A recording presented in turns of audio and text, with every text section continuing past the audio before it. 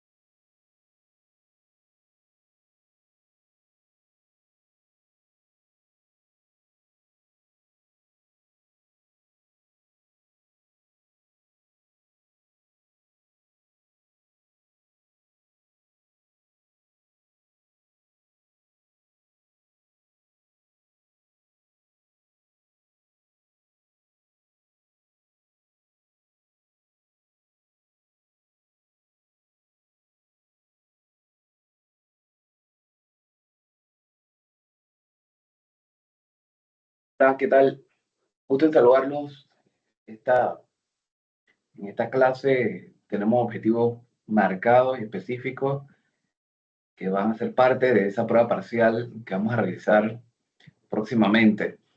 Por lo que los invito, como en todas las clases presenciales, que durante esta sesión, que va a ser muy llena de contenido legal, judicial, esperemos que todos tengan su código a mano que estén viendo este video de una manera cómoda, porque vamos a trabajar prácticamente con la elaboración de una demanda para poder nosotros ver, complementar más bien, porque ya hemos tocado durante las clases presenciales algunos elementos puntuales.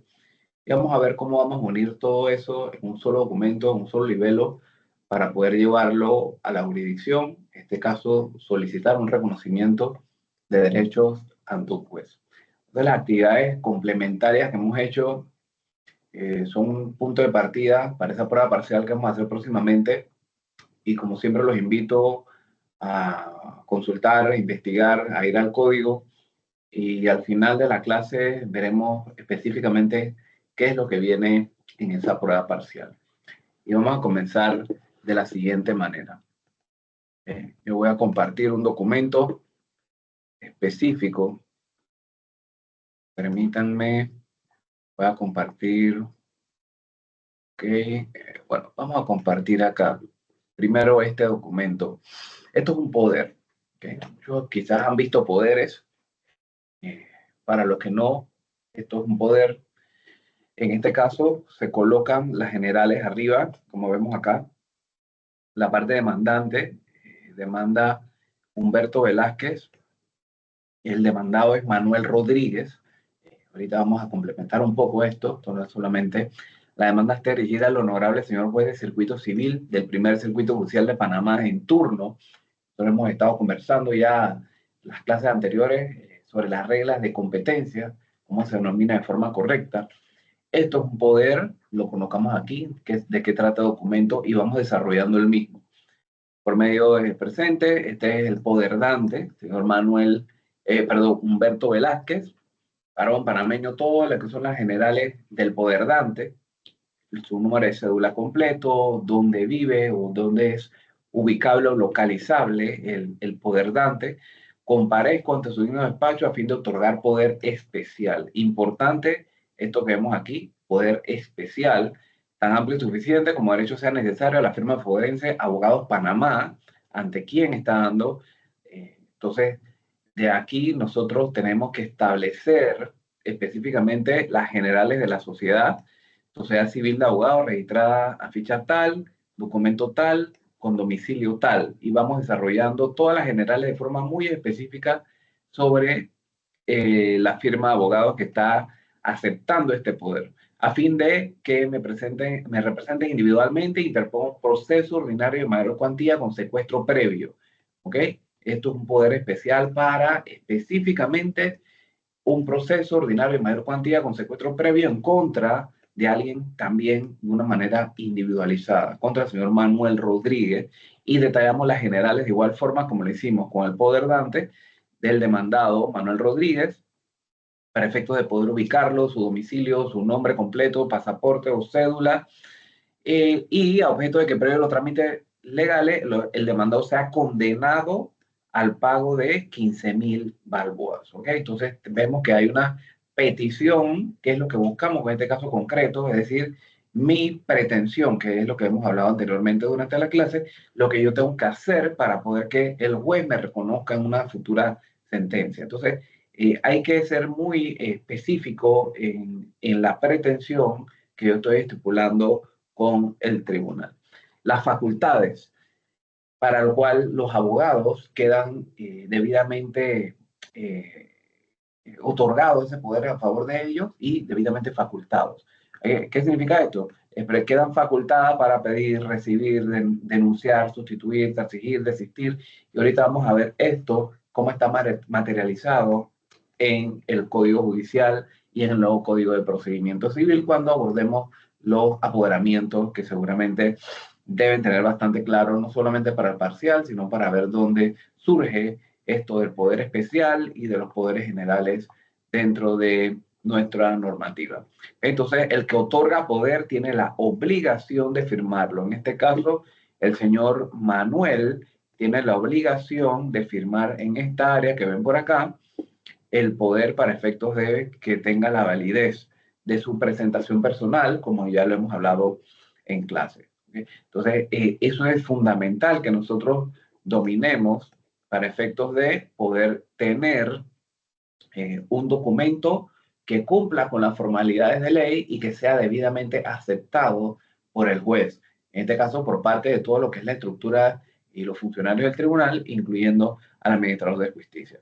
Si no se firma el documento, no tiene validez, ¿ok? Por parte del poder dante, es decir, el que otorga poder. Mucho cuidadito con esto. El que otorga poder tiene que firmar el poder de forma obligatoria. ¿Ok? Entonces, para nosotros, en la tarde de hoy, me gustaría revisar algunos elementos fundamentales de esa demanda. ¿Ok? Entonces, la demanda, ya lo hemos conversado, la demanda es un escrito. Si bien es cierto, ahora la jurisdicción civil va a ser una jurisdicción por audiencia, y ya lo hablamos en la semana 2 y la semana 3, mantiene la escritura. Es un contexto mixto, ecléctico, para efectos de no renunciar a la escritura, porque la demanda se mantiene, la contestación se mantiene, para los efectos de poder iniciar todo lo que es la dinámica judicial. Este nivel de demanda, que lo puede presentar cualquier persona natural o jurídica, para los efectos del Código Judicial, debe incluir una serie de requisitos.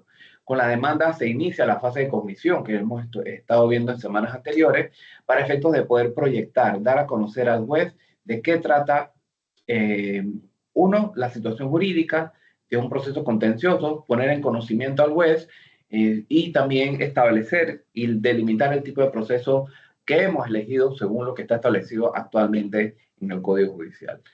La demanda también le atribuye la competencia al juez. Ya lo hemos visto anteriormente, si es de mayor o menor cuantía, para efectos de que el juez vaya preparando todo lo que es la dinámica y la dimensión del proceso. Para nosotros también establecer cuáles serían los siguientes pasos o etapas que ya hemos estado conversando semanas anteriores. Los requisitos de la demanda están establecidos en el artículo 665 del Código Judicial. Si nosotros vamos al artículo 665 del Código Judicial, que ya lo hemos visto anteriormente y seguramente lo vamos a seguir viendo, porque si nosotros regresamos a los presupuestos procesales, la demanda idónea es fundamental que se domine. ¿Qué quiere decir? Que debemos contener todos los elementos que están en la norma procesal para efectos de poder que el juez continúe con el conocimiento del proceso. Es decir, que esté debidamente integrada la causa litigiosa y poder proceder con las siguientes etapas del proceso. Por ejemplo, dice nombre y apellido de las partes, designación del juzgado al cual se dirige la demanda, muy importante cuando estuvimos conversando sobre las reglas de competencia, nombre y apellido del demandante, nombre y apellido del demandado, entre todas las generales que están establecidas en ese artículo. La cosa, bien, recordemos lo que es la pretensión, la cosa, la declaración o hecho que se demanda, los hechos que sirven de fundamento para sirvan de fundamento a las pretensiones que se están demandando, las disposiciones legales, la cuantía de la demanda, si lo demandaron fuera exclusivamente el pago de dinero. Entonces, esto es fundamental y eso también lo podemos encontrar en los artículos que ustedes ven en pantalla, en la presentación, el artículo 384 y 385 del nuevo Código de Procedimiento Civil. Y recordar que, como les he mencionado en clases anteriores, en las diapositivas está la norma actual, que es el Código Judicial, y entre paréntesis también se le ha colocado la norma correspondiente dentro de la nueva normativa de la Ley 402 del 2023. En este caso, también se le ha adjuntado en la plataforma Teams para que ustedes la puedan consultar y la tengan descargada ya para la prueba parcial. También es importante demostrar los requisitos del fondo, es decir, la capacidad del demandante y demandado. Si es una sociedad, recordar que se tiene que presentar un certificado de registro público vigente para poder que se reconozca ante el juez la calidad vigente de una sociedad o la existencia de la sociedad más bien debidamente inscrita, ya sea una sociedad anónima o alguna otra sociedad que esté debidamente legitimada en el proceso y en la causa. Eso hay que llevarlo ante el juez. Haber escogido el procedimiento indicado, y eso vamos a detallarlo un poquito más adelante, porque si nosotros vamos a ese artículo 1228, miren lo importante, y esto lo vamos a ver al final de este video, antes de darle el temario, culminamos con eso. El artículo 1228 del Código Judicial, por favor, vamos al código para poder entender esto. Dice, establece específicamente lo que es el proceso ordinario, ¿ok? Pero dice, se ventilará y decidirá en proceso ordinario todo asunto contencioso que no esté sometido a trámites especiales en este código, ¿ok?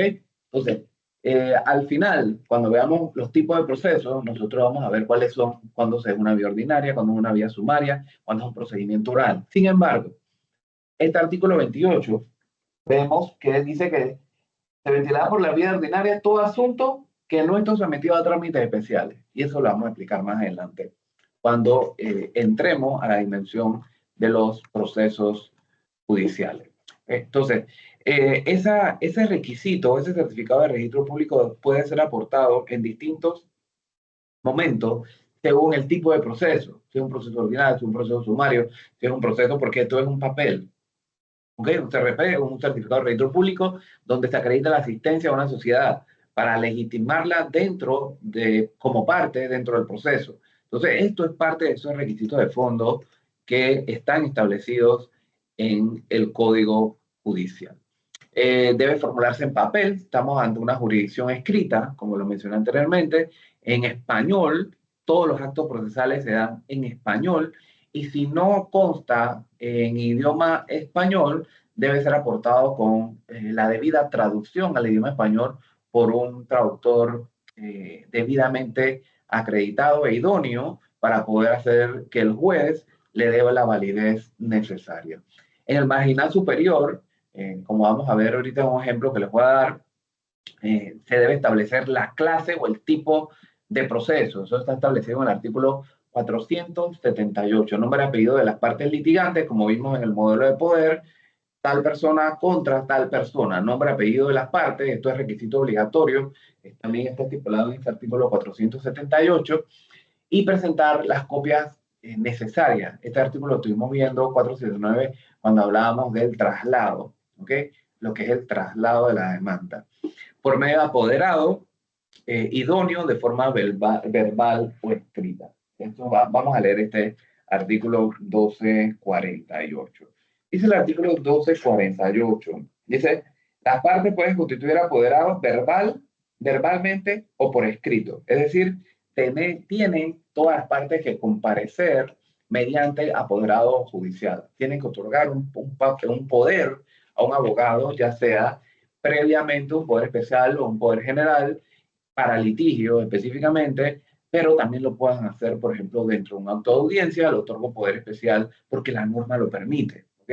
Siempre y cuando esté establecido, y acabamos de leerlo en este artículo 1248, para efectos de poder delimitar quién va a ser el apoderado judicial de una de las partes. Designación del tribunal al cual se dirige la demanda. Por ejemplo, yo voy a presentar una demanda en el primer circuito judicial de Panamá, que ustedes todos saben cuál es. Pero en el primer circuito judicial, nosotros tenemos varios juzgados de circuito, ¿ok? Estamos hablando que son 15 juzgados de circuito. Sin embargo, no sabemos en cuál va a quedar repartido. ¿Qué hacemos en ese caso? Eso solamente en Panamá. Por ejemplo, en San Miguelito también no, hay más de uno. Estoy hablando del segundo circuito. En el tercer circuito también hay más de uno. Estamos hablando de 3 jueces de circuito. Entonces, lo que nosotros hacemos, según lo que ustedes ven aquí en pantalla, dice designación del tribunal al cual se dirige. Dice, cuando hay varios juzgados en el distrito judicial, se dirige al juez de circuito de lo civil en turno. Si vimos y recuerdan, y si no lo recuerdan, regresen el video para ver el poder que vimos al inicio de la clase. Igual lo tienen en la plataforma Teams como documento adjunto para que vayan allá. Está dirigido al juez de circuito civil en turno. ¿Por qué? Porque al momento de nosotros presentar la demanda no sabemos en qué juzgado va a quedar. Ya cuando exista ese del reparto y quedó en el juzgado quinto de circuito civil de Panamá, ya no es necesario dirigir nuestros escritos al juzgado de turno, porque ya fue repartido. Entonces, tenemos que dirigirlo solamente al inicio del proceso porque no sabemos dónde va a quedar radicado nuestro secuestro, nuestra demanda, nuestra solicitud dependiendo de lo que nosotros estemos solicitándole a la jurisdicción sobre un pronunciamiento. Entonces, más de lo que estaba establecido en ese artículo 665 del Código Judicial, nombre de apellido, todas las generales completas, cédula, pasaporte, domicilio completo, representaciones de sociedades anónimas, por ejemplo, mediante su certificado de registro público que sustente su existencia jurídica, un CRP de certificado de registro público, y en caso tal, que esto lo vamos a ver y detallar un poquito más cuando veamos las notificaciones, que nosotros juremos de conocer el paradero, debemos hacerlo según lo que está establecido en el artículo 10.16 del Código Judicial. Es un artículo que establece que si yo no conozco o desconozco dónde está ubicado la parte demandante, yo lo tengo que hacer por medio de un juramento, es decir, hacer una declaración bajo juramento que desconozco el paradero, para poder que sea emplazado según las reglas del artículo 10.16 del Código Judicial.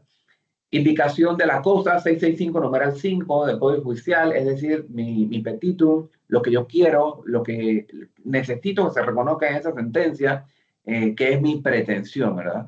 ¿Okay? Eso es lo que ya nosotros hemos estado conversando. Mi causa de pedir, por supuesto, voy desarrollando mis hechos, voy desarrollando de una forma ordenada, muy clara, precisa, de forma enumerada, para poder que el juez entienda mi reclamo y asimismo se pronuncie sobre cada uno de los elementos que yo voy desarrollando en esa demanda, para efectos de poder nosotros darle contenido a esa solicitud, es decir, a mi demanda, a mi petición.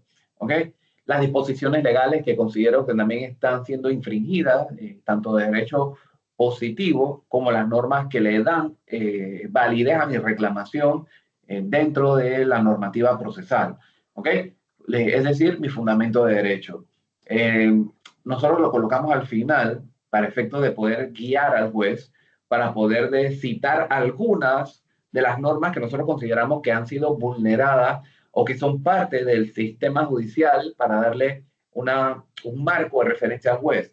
No es que el juez va a utilizar únicamente esto como parte de mi reclamación, no, el juez por supuesto que conoce la norma, pero es un mero formalismo y es una guía que nosotros elaboramos ante el juez.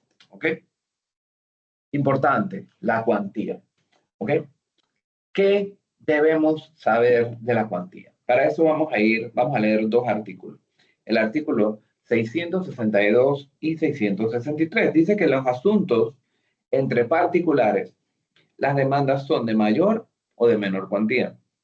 Las primeras son aquellos cuyo interés excede de 5.000 balboas y las segundas cuyo interés es de 5.000 balboas o menos. ¿Ok?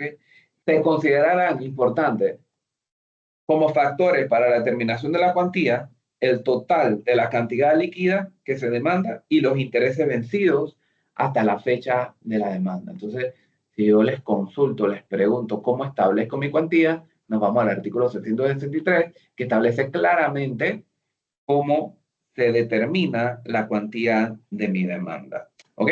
Entonces, esto es lo que nosotros debemos establecer.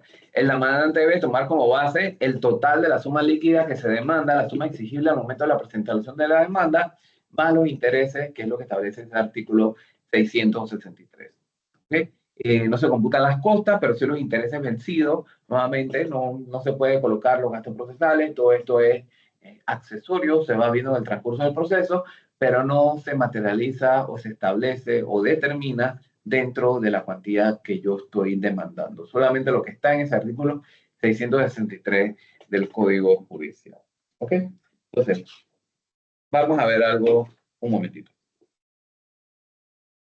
Ok, okay, vamos a acá. Vamos acá. ¿Qué pasó?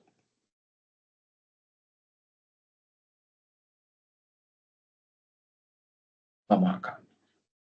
Ok, vamos a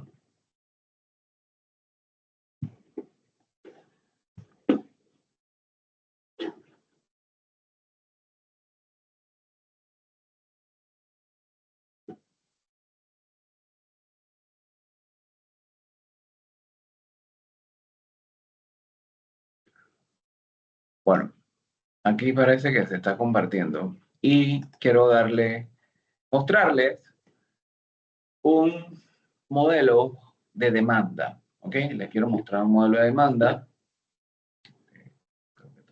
Por acá. En esta demanda, nosotros, mismas partes, ojo, proceso ordinario de mayor cuantía, tipo de proceso, ya sabemos, delimitamos, leímos el 1228, se ventilaba por la vía ordinaria todo lo que no tenga un asunto determinado. Entonces, coloco mi tipo de proceso acá, específicamente proceso ordinario de mayor cuantía. Ya sabemos que mayor cuantía son aquellas reclamaciones que versan por más de 5.000 balboas. Coloco nuevamente el nombre de las partes y lo dirijo al juez. Honorable señor juez, 14º de circuito civil del primer circuito judicial de Panamá. Perdón. Importante. Aquí ya yo delimité qué juez, en qué juzgado se repartió la demanda. ¿Por qué? ¿Por qué con el poder no y con la demanda sí? Por supuesto que no me pueden contestar. Sin embargo, analícenlo. ¿Por qué yo dirijo mi demanda ahora sí ante un juez y en el poder está dirigido al juzgado de turno? En este caso, yo dirijo mi demanda al juez 14º de circuito civil del primer circuito judicial de Panamá para efectos de ir presentando. Ya estoy facultado para demandar. Entonces, Abogado Panamá es quien redacta la demanda. Colocamos todas las generales que ya conocemos a fin de, comparecemos ante su despacho dentro del término al fin de interponer una demanda ordinaria de mayor cuantía con medida cautelar de secuestro previo, ¿ok? En contra del señor Manuel Rodríguez, importante, en contra del señor Manuel Rodríguez. Y las generales del señor Manuel Rodríguez, aquí, para que sea condenado a pagar la suma de 15.000 balboas, nuevamente.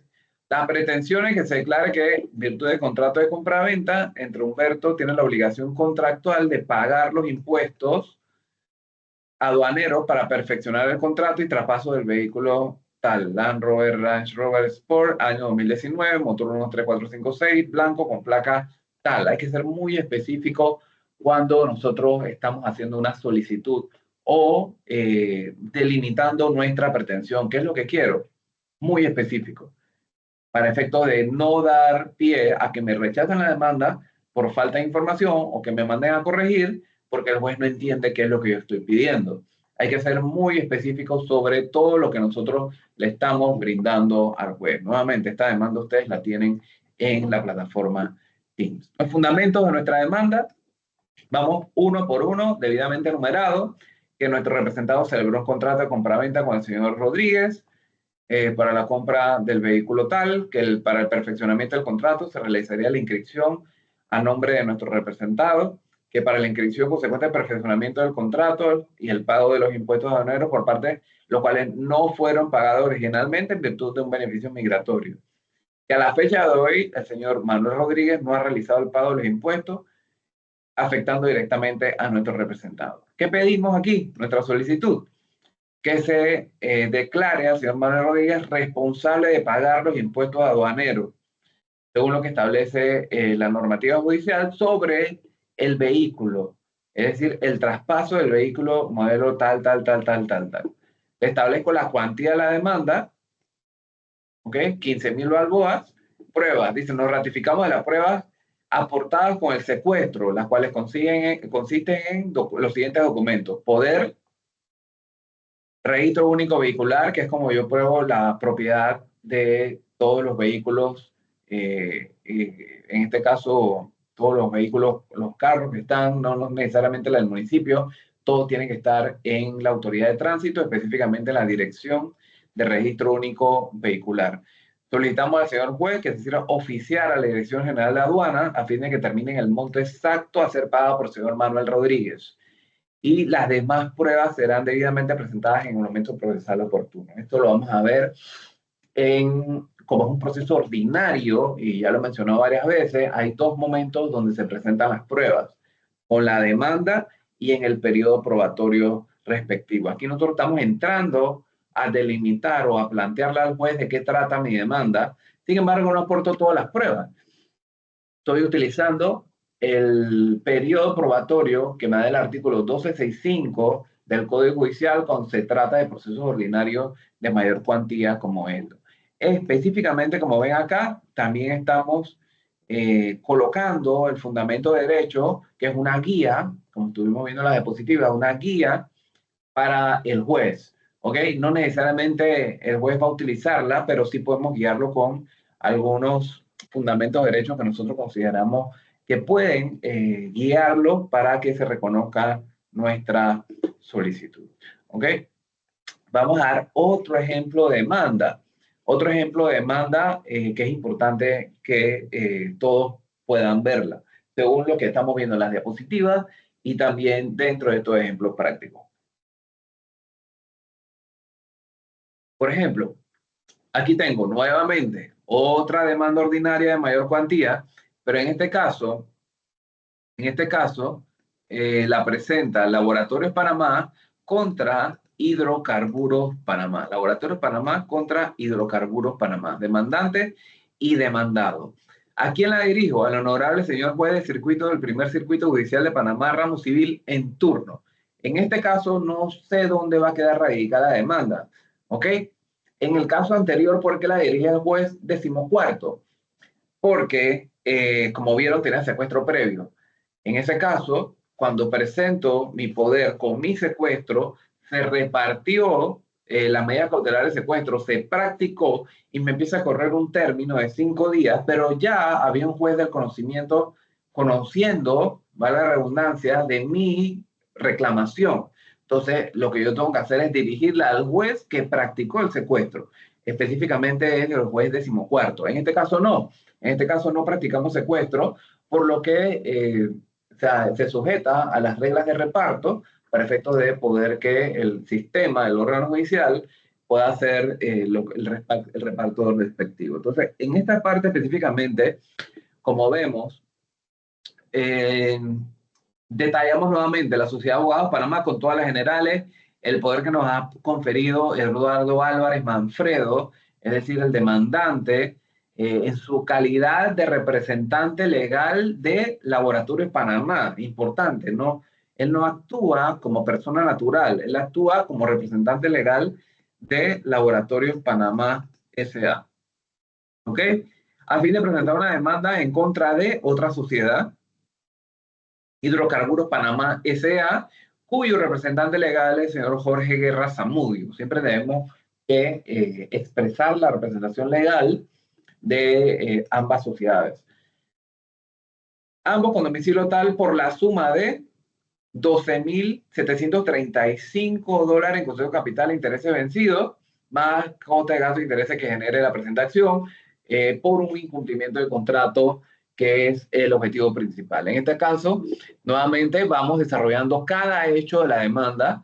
Laboratorios Panamá es una sociedad, establecemos las generales de la sociedad, la empresa de hidrocarburos, es decir, el demandado, contrató a nuestra representada para el análisis de laboratorio una serie de muestras de aceite que la sociedad Laboratorios concluyó el análisis de laboratorio y procedió a entregarlas a la sociedad de hidrocarburos. La sociedad Laboratorio emitió la factura número tal, número tal, número tal a hidrocarburos, que en total suman 12,735, que a la fecha hidrocarburos no ha pagado las facturas mencionadas en el hecho anterior. Nuestra solicitud, nuestra pretensión es que al honorable señor juez de circuito civil, que previo a los trámites respectivos se sirva a condenar, proceso de condenar a la sociedad de hidrocarburos a pagar la suma de 12,735 balboa. Entonces nosotros aquí pedimos que se condene una reclamación económica de condena. Importante aquí. Solicitud especial. Lo hacemos desde la presentación de la demanda. En virtud de lo que está establecido en el Código Judicial y el nuevo Código de Procedimiento Civil, solicitamos que se certifique lo que establece el artículo 669 del Código Judicial Ahora, artículo 191, lo estuvimos viendo en clase, esto es repaso, pero como vemos lo hacemos desde la demanda, para poder interrumpir la prescripción. Pero vamos a leer nuevamente este artículo porque me parece es indispensable que se maneje. ¿Cómo yo lo hago? Dice, la presentación de la demanda, y lo estuvimos viendo en clase, la presentación de la demanda interrumpirá el término para la prescripción de cualquier pretensión que se intente, siempre que antes de vencerse el término de la prescripción se haya notificado la demanda, ¿ok? A la parte demandada. O se haya publicado en un periódico de circulación nacional diaria, en la Gaceta Oficial, un edicto placatorio o un certificado del secretario del juzgado respectivo en el cual se haga constar dicha presentación. Si nosotros vamos al artículo 191 del nuevo Código de Procedimiento Civil, también nosotros vemos la certificación que habla para efectos de interrumpir, para los efectos procesales, lo que son los términos de prescripción. Me regalan un segundo, certificaciones.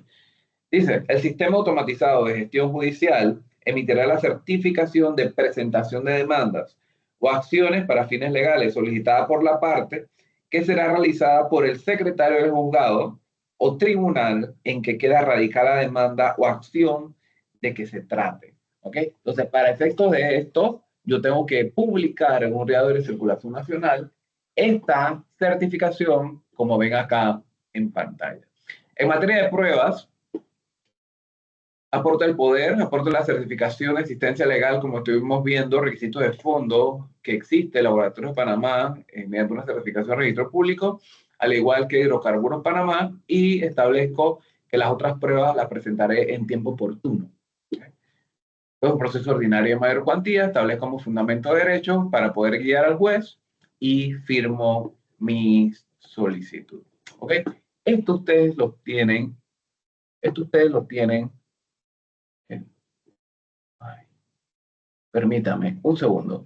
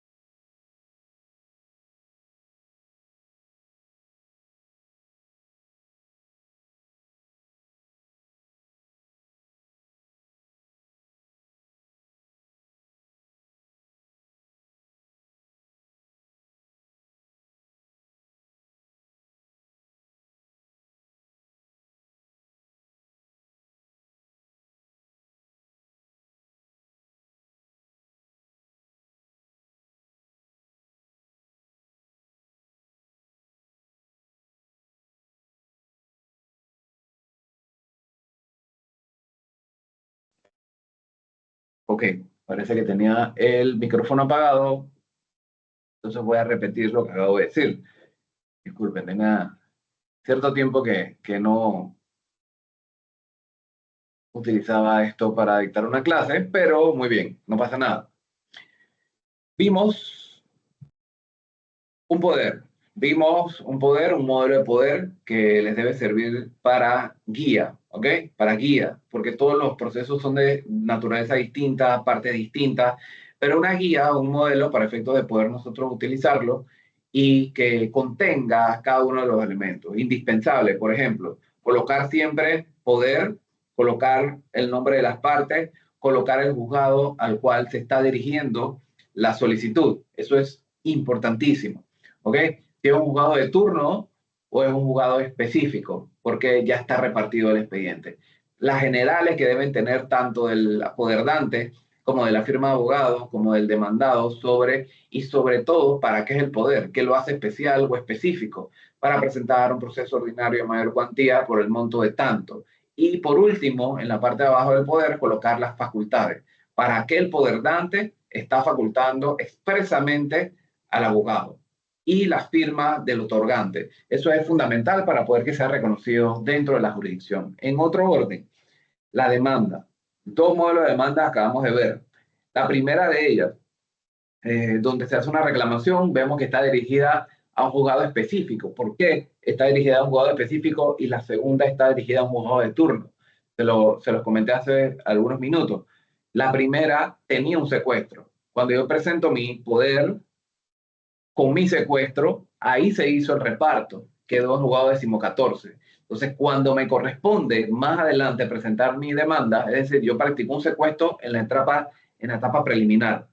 Cuando voy a demandar en la etapa de cognición, ya estaba repartido el expediente. Entonces, yo presento mi demanda y la dirijo ante el juzgado 14º, que es donde se conoció la medida cautelar de secuestro. No así en el segundo modelo que estuvimos viendo nuevamente, proceso ordinario de menor cuantía en la marginal superior, las partes dirigidas al juez de turno y el desarrollo. Importante, el orden secuencial de los hechos de forma ordenada, clara, específica, que se entienda, que el juez entienda la reclamación.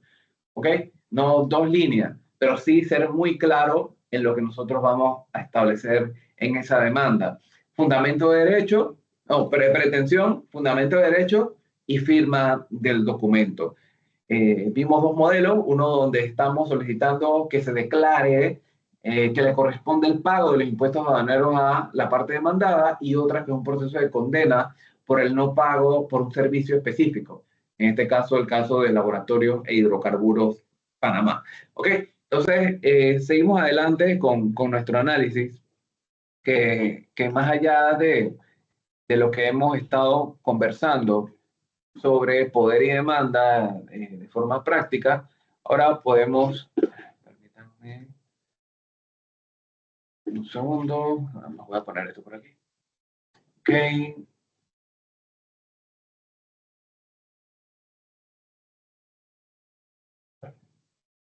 Aquí. Ok. Perfecto. Perfecto. Ok. Representación y apoderamiento.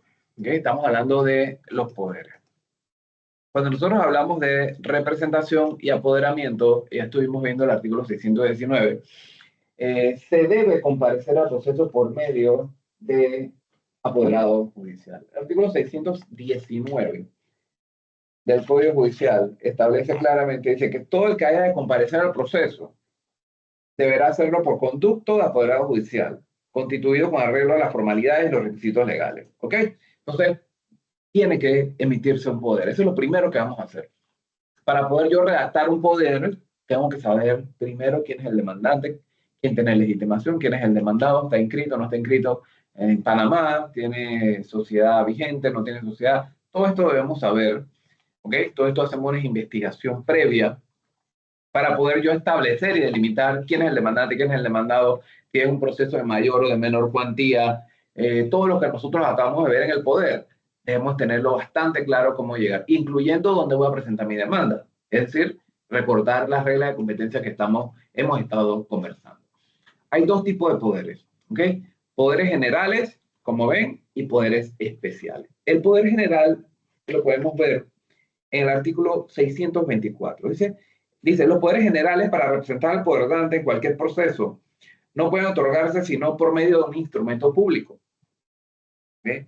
Con arreglo a las formalidades exigidas por la ley e inscrito en el registro público. Hay una solemnidad obligatoria para poder yo otorgar un poder general. Esto es lo mismo que nosotros vamos a encontrar en el artículo 130 del nuevo Código de Procedimiento Civil. ¿Ok?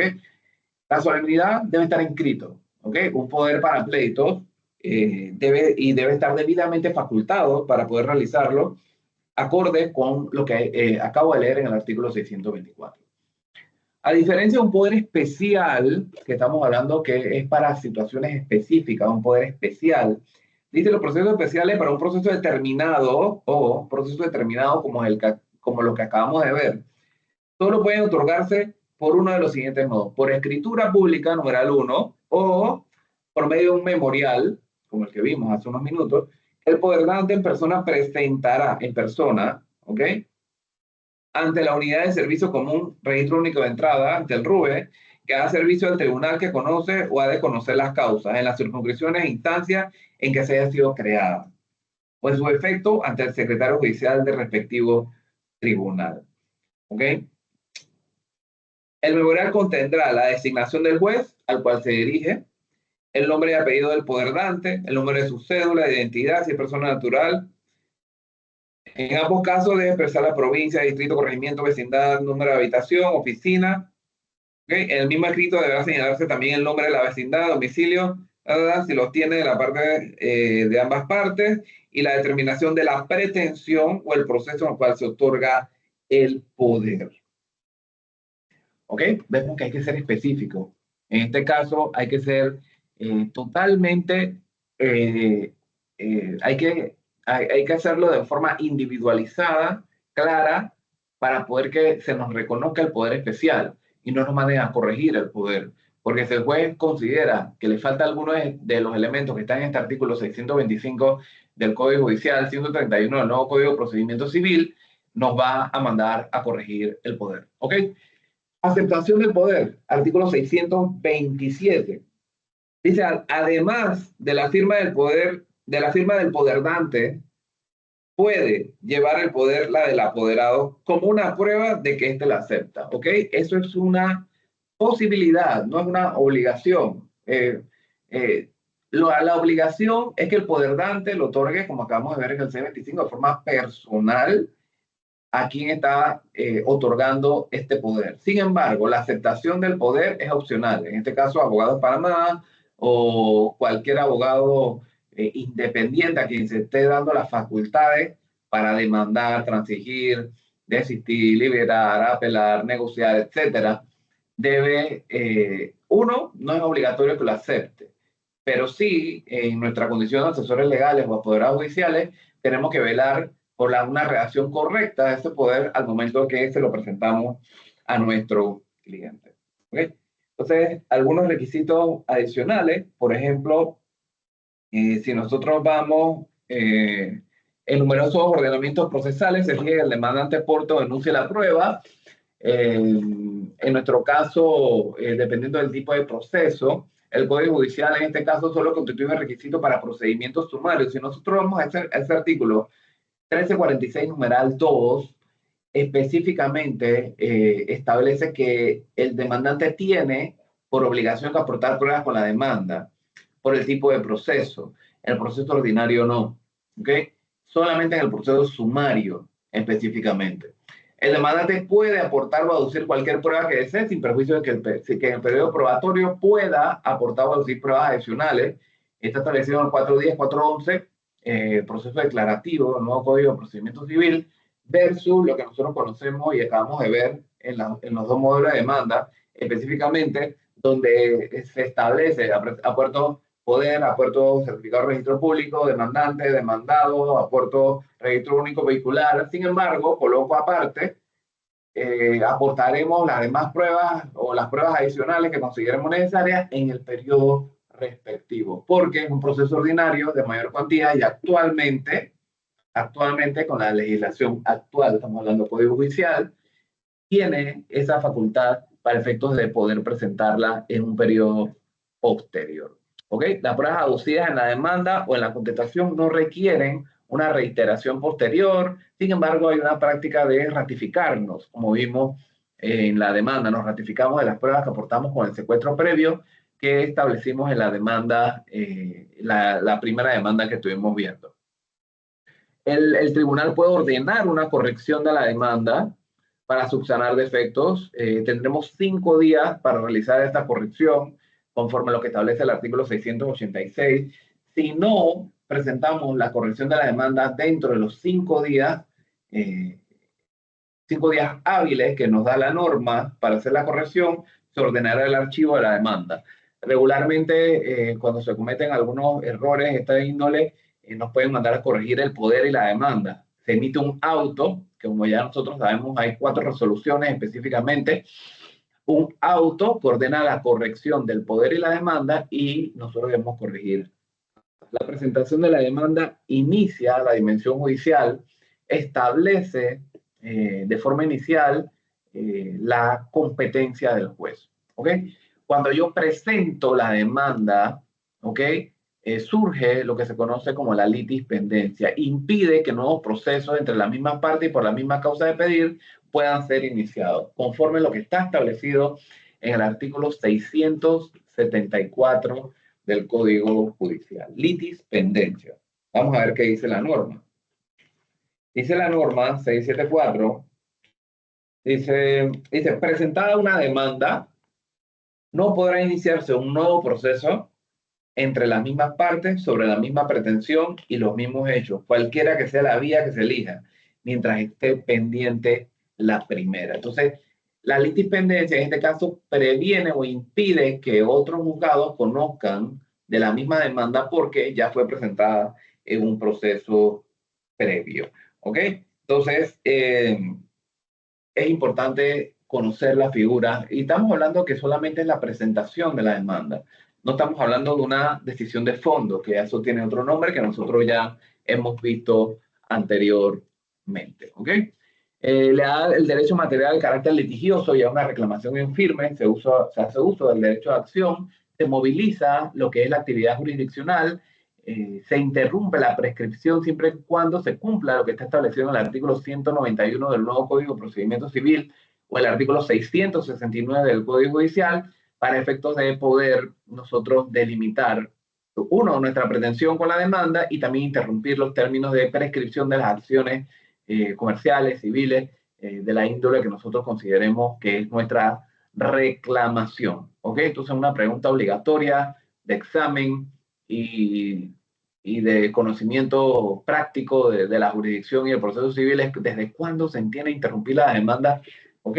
Desde cuándo se entiende interrumpida la prescripción al corregirse la demanda, o también cuando se entiende por interrumpida la prescripción al momento de presentar la demanda, y como ya vimos, el 669 es con la notificación de la demanda. En el 673 del Código Judicial, párrafo 6, establece específicamente cuándo se entiende por interrumpida, cuando hay corrección de demanda. Entonces, para nosotros es importante señalar, más allá de lo que hemos visto, más allá de lo que hemos visto como demanda, los escritos de demanda, es entender la dinámica que surge al momento de que nosotros ponemos en conocimiento al juez de una acción. ¿Ok? Hicimos uso de nuestro derecho de acción, yo tengo una reclamación ante el juez debe pronunciarse si cumple con los requisitos que están establecidos en la norma, se admite o corrige, él verifica que se cumplan los presupuestos procesales e inicia una nueva dimensión del proceso dentro de esa misma etapa de conocimiento, que es, por supuesto, la contestación. Poner en conocimiento a la parte demandada de todo lo que ha surgido para efectos de poder nosotros continuar con la dimensión del proceso.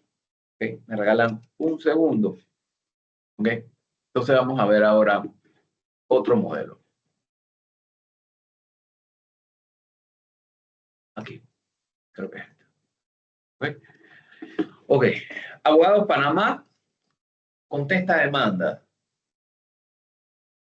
Abogados Panamá contesta demanda. Proceso ordinario, Network Panamá contra Gabriel Martínez.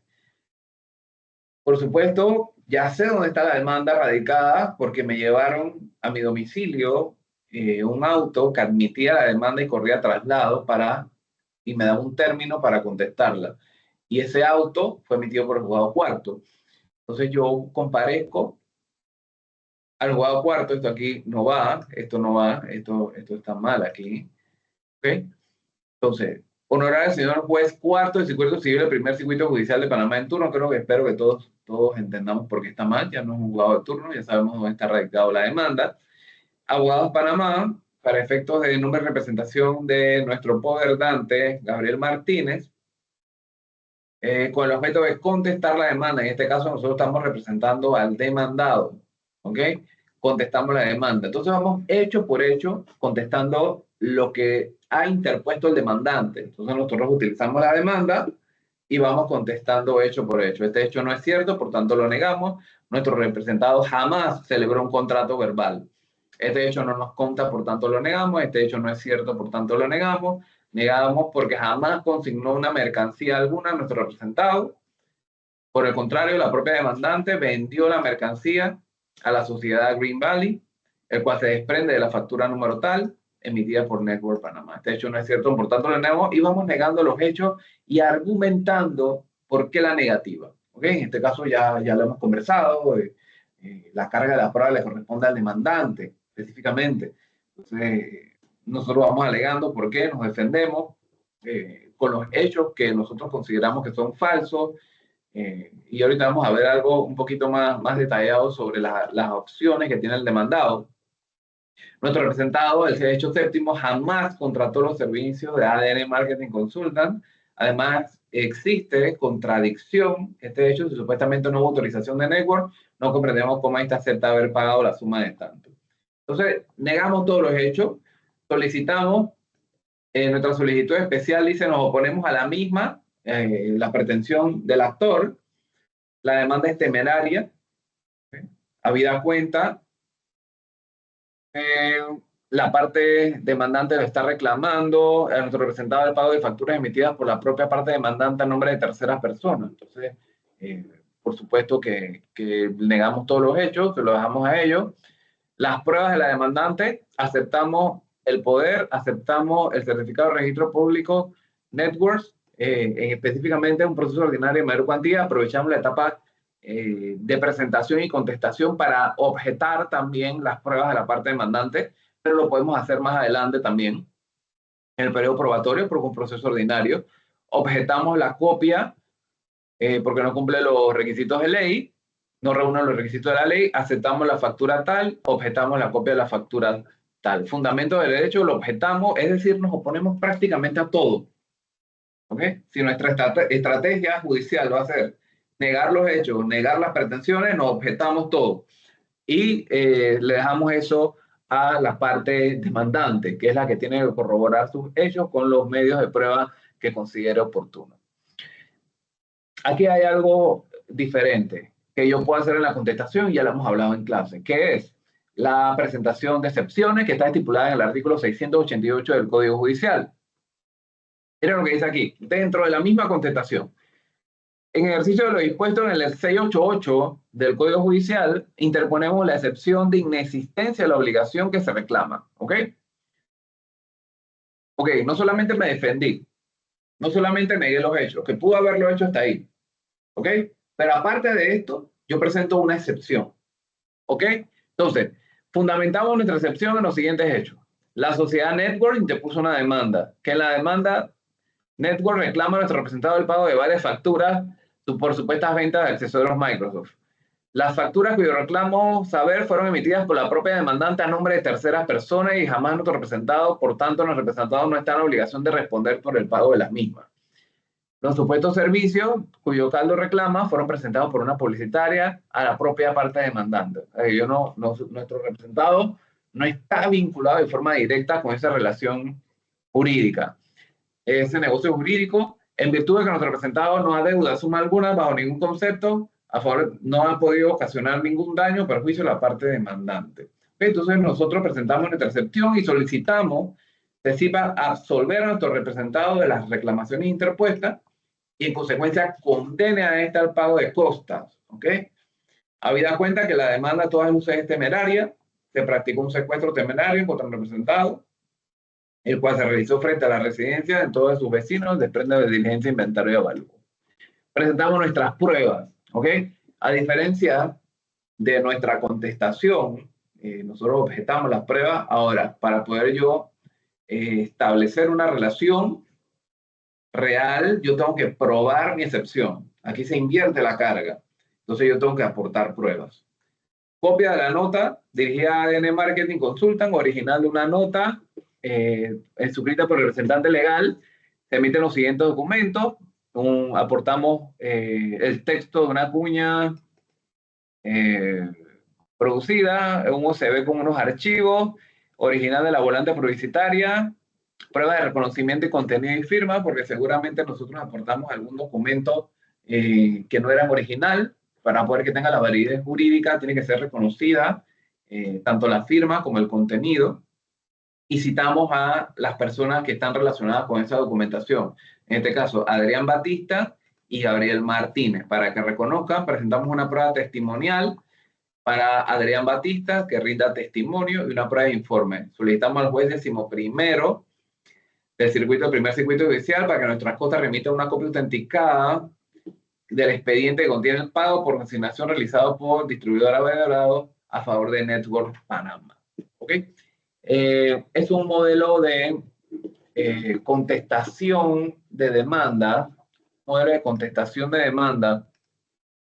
toda vez que dentro de la dimensión procesal que nosotros vayamos pasando, una vez materializado el proceso, nosotros debemos tener la capacidad de ver las distintas opciones que tenemos para defendernos. También si nos corresponde estar dentro de la parte demandante o demandada específicamente, como en este caso. Me regalan un segundo.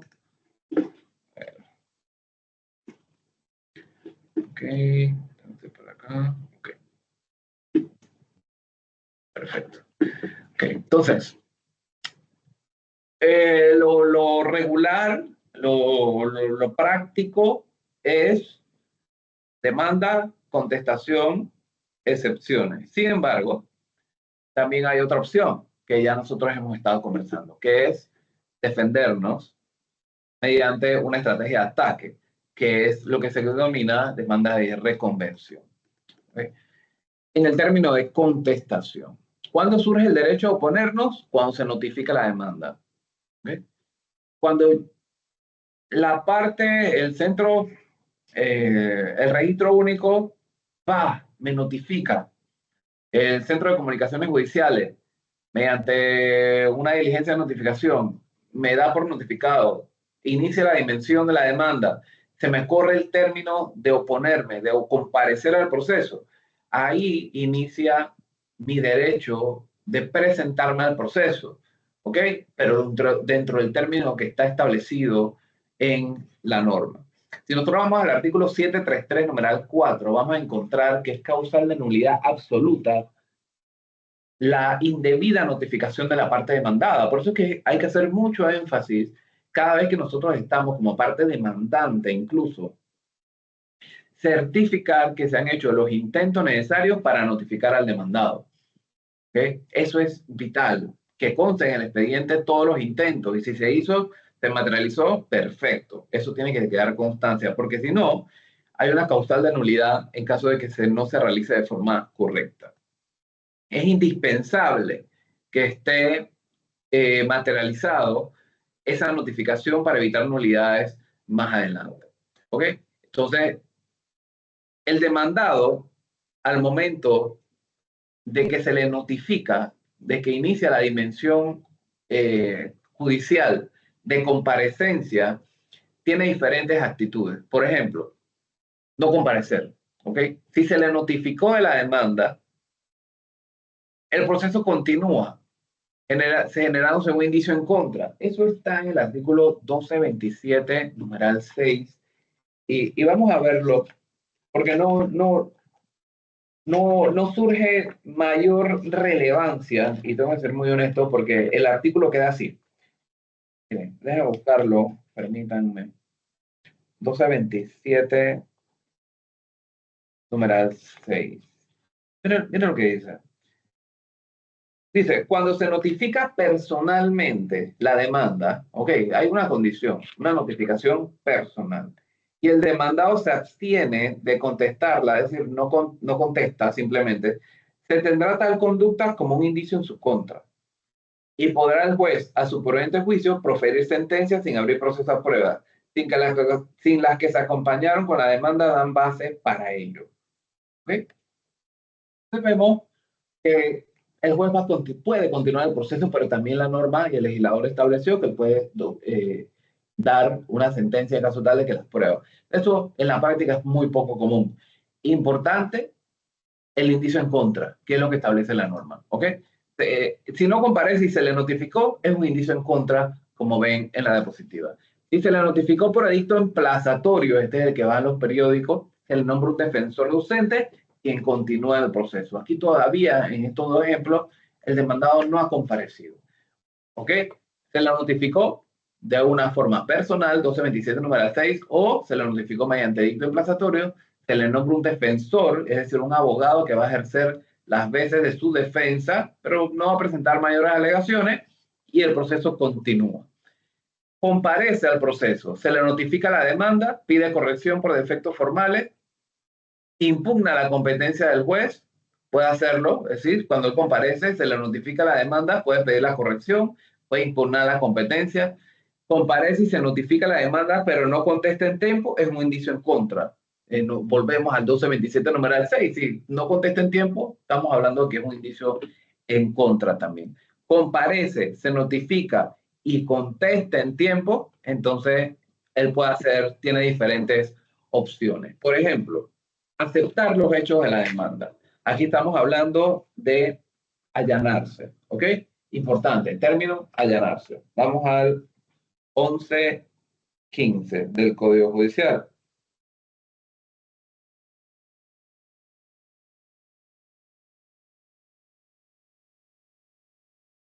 Ok, allanamiento a la pretensión o aceptación de los hechos de la demanda. Dice, el demandado podrá allanamiento a la pretensión del demandante en cualquier estado del proceso anterior al fallo. El juez fallará conforme a la pretensión, salvo que se trate de los casos en que la ley ordena la actuación de oficio. Estamos hablando que el demandado puede aceptar lo que se demanda. ¿Ok?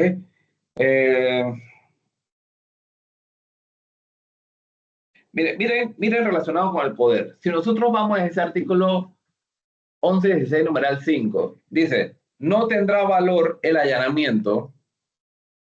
Numeral 5, cuando el allanamiento se haga por medio de apoderado y éste carezca de facultad para ello. A nosotros nos otorga un poder.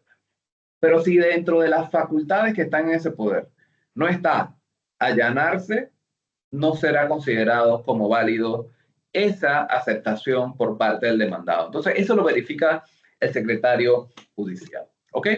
El demandado puede allanarse total o parcialmente a la pretensión. Si se allana totalmente, el juez finaliza el proceso porque ya estoy aceptando la pretensión y emite una sentencia condenatoria, es decir, ya se ordena el que pague.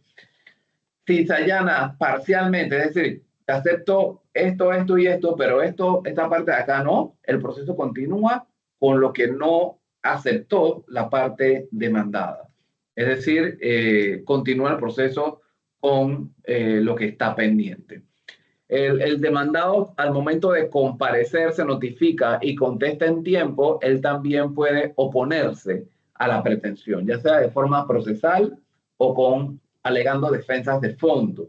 De forma procesal, por ejemplo, manifestar la incompetencia del juez, es decir, manifiesto que este juez no es el competente, falta de los presupuestos procesales, como ya sabemos, demanda idónea, que le faltan algunos requisitos legales, que se pida la corrección de la demanda, falta de legitimidad, atacar la forma del proceso o el llamamiento de un tercero para poder que se integre de forma debida la relación jurídica procesal. Y también alegando elementos de defensa, es decir, elementos de fondo, por ejemplo, falta de presupuesto de la pretensión, estamos hablando de la inexistencia de la obligación, como estuvimos viendo un ejemplo, por medio de una excepción de fondo, falta de legitimación, hechos impeditivos, modificativos, extentivos, está en el 688, artículo 405 del nuevo Código de Procedimiento Civil, cuando hablamos de excepciones que busquen atacar la pretensión del actor. En este caso, el demandado puede alejar excepciones que vayan contra la pretensión. La forma correcta de hacerlo y la figura jurídica es mediante una excepción. ¿Ok?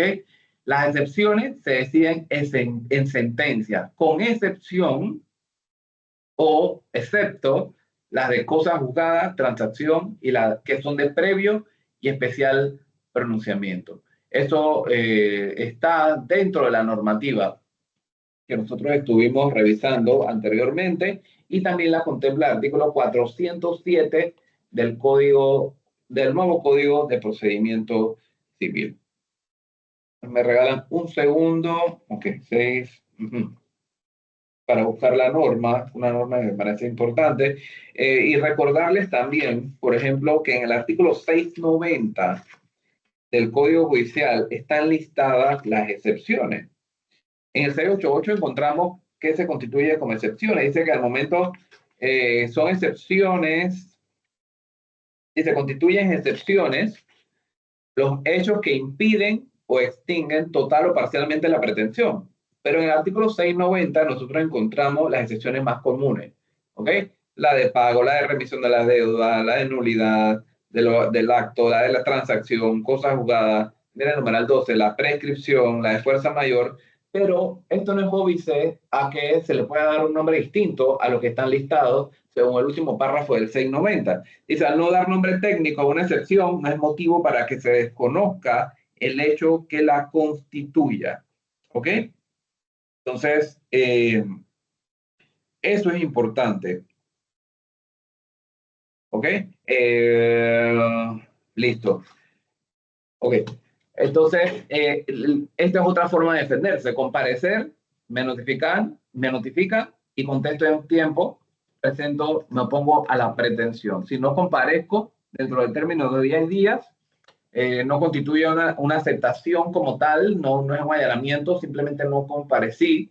En el proceso ordinario, el término de traslado son 10 días, en el proceso sumario son 5 días y en el proceso oral son 10 días. Esto es el término de traslado en estos tipos de procesos específicamente. No constituye una aceptación, sino es un indicio en contra, como estuvimos viendo en el 1227 numeral 6 del Código Judicial. Las notificaciones se hacen mediante edicto de estrado. Las sentencias se notifican de forma personal. También se utiliza el edicto en puerta, la sentencia judicial. Como les dije hace un rato, cuando comenzamos a conversar sobre esto, el demandado solamente no está facultado para defenderse por medio de una contestación, alegando excepciones de fondo que vayan contra la excepción, sino que también puede utilizar una estrategia de ataque. En este caso también es conocida como reconvención. ¿Okay? Si nosotros vamos al Código Judicial, vemos que existe la figura de la reconvención para efecto de formular pretensiones contra el demandante. En este caso, el demandante se convierte en demandado, el demandante se convierte en demandante, reconvencionista y reconvencionado. Lo que se busca en este caso es que en un solo proceso se decida, mediante una sola sentencia, todo lo que está relacionado con esas reclamaciones específicas.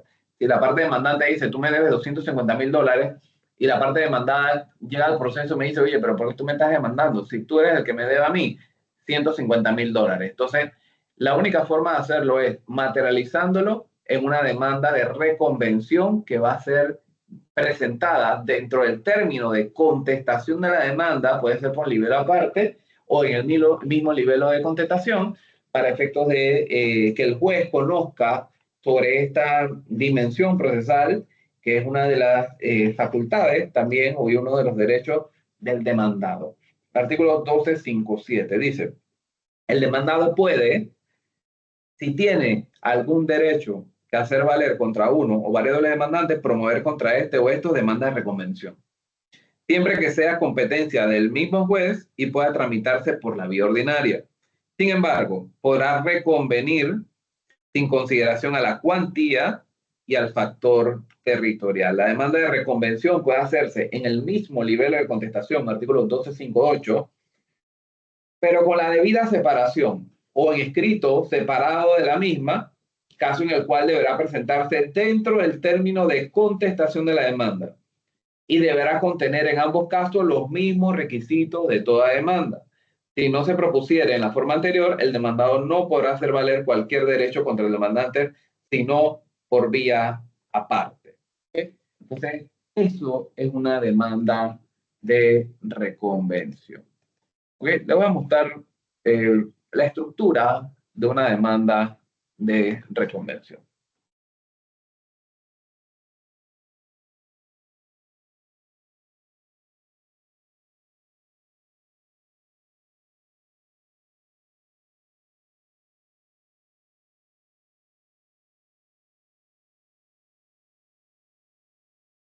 A ver. Ok.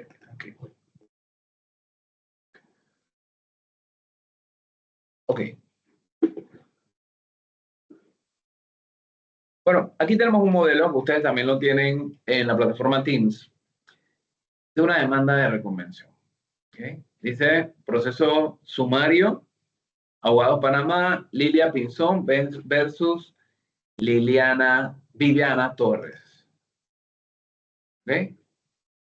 Lilia Pinzón versus Viviana Torres, en este caso es demandante, demandada, demandada, demandante. Demanda de reconversión por daños y perjuicios. Pues primero, porque ya estamos hablando de recordar demanda de reconvención, 1258, término de traslado, es decir, término de contestación a la demanda y presento mi demanda de reconvención. ¿Ok? Para que se dilucide la controversia en el mismo proceso, mediante una sola sentencia. Debidamente facultado, Abogados Panamá presenta en nombre de representación de Lilia Pinzón, presentar demanda de reconvención por daño y perjuicio en contra de Viviana Torres. ¿Okay? Generales, como hemos visto. Fundamentado contra demanda de los siguientes hechos y consideraciones. Ocurrió una colisión de tránsito en donde se encuentra involucrada Viviana Torres. Producto de dicha colisión y tomando en cuenta la aceptación de la responsabilidad por parte de nuestra representada Lilia Pinzón, se emitió una resolución que condenó a nuestra representada a pagar los daños señalados por el policía de tránsito y aceptado por las partes involucradas. Desde el día que ocurrió el accidente, ha realizado diferentes actuaciones tendientes a cumplir con su obligación y pagar los daños y perjuicios que fue objeto de la señora Viviana Torres.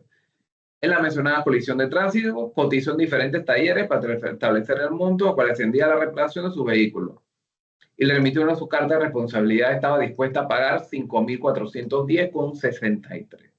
Las actuaciones de Viviana han sido temerarias desde su inicio cuando pretendía que se le reconociera al momento de la reparación del vehículo una serie de daños que al momento de la colisión no existían y por ende no fueron señaladas en el parte policivo del guardia o el policía de tránsito, no bastando de que existía un pronunciamiento por escrito en el cual el juzgado de tránsito, la certificación de la agente de la policía, realizó un informe de parte policivo, realizó una única cotización en el taller forzada, incluyendo la misma una serie de pesas que no fueron afectadas dentro de esta colisión. Todas las actuaciones de mala fe y temeridad se pueden corroborar, no le permitieron aceptar la propuesta, en su momento se le presentó a objeto de que fuera reparado el vehículo.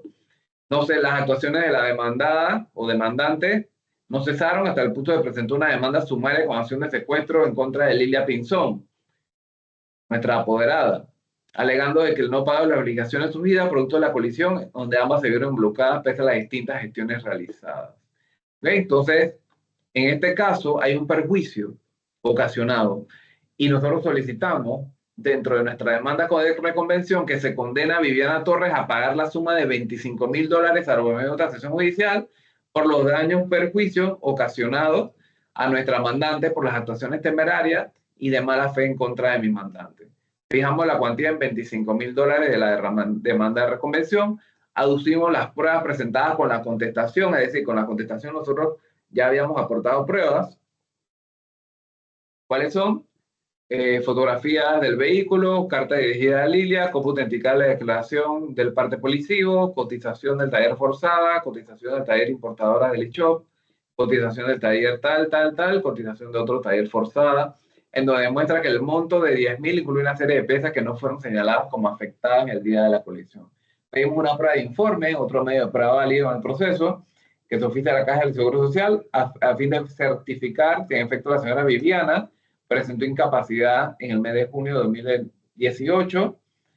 De ser positiva, que se especifique lo siguiente, esto como parte de la reclamación que se está haciendo. Prueba testimonial, pedimos una declaración de parte, un medio de prueba. Solicitamos que la parte contraria comparezca al proceso, según como está estipulado el medio de prueba. Esto cambia un poco con el nuevo procedimiento civil. Fundamento de derecho, una guía, más que nada como lo hemos estado viendo desde el inicio, una guía para efectos de poder nosotros abordar. Esto es una demanda de reconvención, un modelo, ustedes lo tienen, para efectos de entender la dinámica procesal y una opción adicional que nos presenta la norma para efectos de poder no solamente defendernos como parte demandada, sino también establecer una estrategia de ataque, presentando una demanda de reconvención. ¿Ok? Entonces, habiendo nosotros visto requisitos de demanda, todo lo que está relacionado con cada uno de los puntos o de los requisitos que establece el propio Código Judicial y el nuevo Código de Procedimiento Civil en materia de demanda idónea, uno de los presupuestos procesales más importantes en cuanto a la formalidad que amerita la jurisdicción civil, tenemos que tener bastante y hacer mucho énfasis en esa formalidad, en cada uno de los requisitos, en las diferentes opciones que tiene tanto el demandante como el demandado, para poder nosotros llegar a una dinámica que efectivamente cumpla con el debido proceso y que el proceso pueda continuar sin contratiempo. ¿Ok? Con eso nosotros finalizamos lo que es demanda y representación, apoderamiento, contestación, excepciones y reconvención.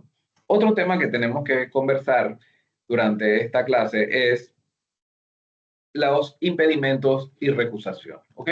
Cuando nosotros hablamos de impedimentos, nosotros, y les voy a pedir que vayan al código porque esto es indispensable que lo veamos.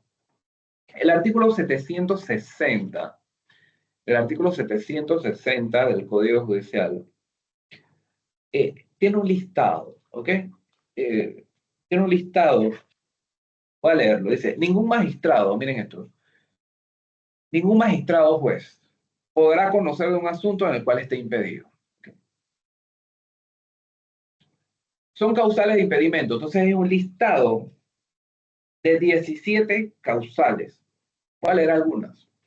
El parentesco dentro del cuarto grado de consanguinidad o segundo de afinidad entre el juez o su cónyuge. Tener interés debidamente acreditado en el proceso. El juez magistrado, ser el juez magistrado o su cónyuge adoptante o adoptado alguna de las partes, depender económicamente de una de las partes del juez o magistrado. Haber intervenido el juez magistrado o su cónyuge o alguno de sus parientes dentro del cuarto grado de consanguinidad. Como juez, agente, ministerio público, testigo apoderado respecto de los hechos que dieron origen al mismo, habitar el juez, su cónyuge, padre o hijo en caso de alguna de las partes, comer habitualmente en la mesa de dicha parte. Permítanme, estoy buscando por acá. Ok. Entonces, vemos aquí una serie de situaciones o causales de impedimento. Esto es muy importante. Entonces, cuando nosotros analizamos cada una de ellas, cada una de estas causales, tenemos que establecer por qué el legislador hace esto. ¿Okay? Cuando un juez identifica que tiene una demanda e interviene o se materializa una de estas causales, lo que tiene que hacer el juez es declararse impedido. ¿Ok? ¿Por qué? Porque esto atenta contra el principio, uno, de imparcialidad de los funcionarios judiciales. Porque seguramente, por amistad o enemistad, o por alguna relación jurídica, comercial, personal, él no va a poder administrar justicia de forma correcta y eficiente. Lo que debe hacer en este caso es declararse impedido. ¿Qué debe hacer? Artículo 765. Dice, el juez o magistrado a quien concurra alguna de las causales expresadas en el artículo 760 debe manifestar el impedido para conocer el proceso, exponiendo el hecho que se constituya la causal. Recibido el expediente por el juez o tribunal al cual corresponda la calificación, es decir, yo como juez quinto me declaro impedido, tengo que pasárselo a un juez de mi mismo nivel quien me va a calificar el impedimento. Este decidirá dentro de los 5 días siguientes si es legal o no el impedimento. En el primer caso se declarará separado del conocimiento, es decir, se declaró legal el impedimento y se promoverá lo conducente a la prosecución del proceso. En el segundo caso se lo devolverá, es decir, se declaró no legal el impedimento para que siga conociéndolo. O sea, yo me declaré impedido según el numeral 11 del Código Judicial y el juez siguiente me dice no legal, sigue conociendo el proceso porque esa causal no te aplica. En los procesos de conocimiento de la Corte Suprema de Justicia o de los tribunales superiores conocerá el impedimento de alguno de sus miembros el resto de los magistrados de las salas respectivas. De los impedimentos de los jueces de circuito, atención aquí, conocerá el juez del mismo ramo siguiente en numeración. Si yo soy el juez quinto, ¿quién me califica? El juez sexto. Si soy el juez sexto que me declaro impedido, ¿quién me califica? El juez séptimo, el que declara si es legal o no legal mi impedimento. Entonces, materializar, cumplir el principio de imparcialidad de los funcionarios judiciales mediante la utilización de un impedimento, ¿ok? ¿Qué es lo que va a garantizar? ¿Qué pasa si el juez no se declara impedido? ¿Ok? Por alguna razón, no lo consideró, que no lo aplicaba, no está en ninguna de las causales, no se declaró impedido. Para eso está el artículo 766. Si el funcionario en quien concurre alguna causal de impedimento no lo manifestare dentro del término legal, la parte a quien interesa su separación puede recusarlo en cualquier estado de la respectiva instancia, hasta dentro de los 2 días siguientes al vencimiento del último trámite. ¿Ok? La recusación que no se funde en alguna de las causales expresadas en el 760 será rechazada de plano. Es decir, la recusación también utiliza las causales de impedimento del 760. Si yo estoy interesado en recusar al juez quinto nuevamente, en mi caso, debo utilizar una de las causales del 760. Si no lo hice o no lo consideré oportuno, entonces la parte interesada lo solicita, es decir, presenta un incidente de recusación. Importante. Trámite del incidente, artículo 769. Debe proponerse por escrito, nuevamente, debiendo expresarse con toda claridad el hecho, motivo de impedimento y ser dirigida a los funcionarios a quien toca conocer el impedimento. ¿Ok? Juez quinto, juez sexto. Si la causal agregada se encuentra prevista, se procederá así. Los jueces a quienes corresponda conocer el incidente pedirán informe al juez recusado. Le pido un informe al juez quinto, como lo estoy usando como ejemplo, ojo, sobre la verdad de los hechos en que se funda la recusación y pondrá a su disposición el escrito respectivo.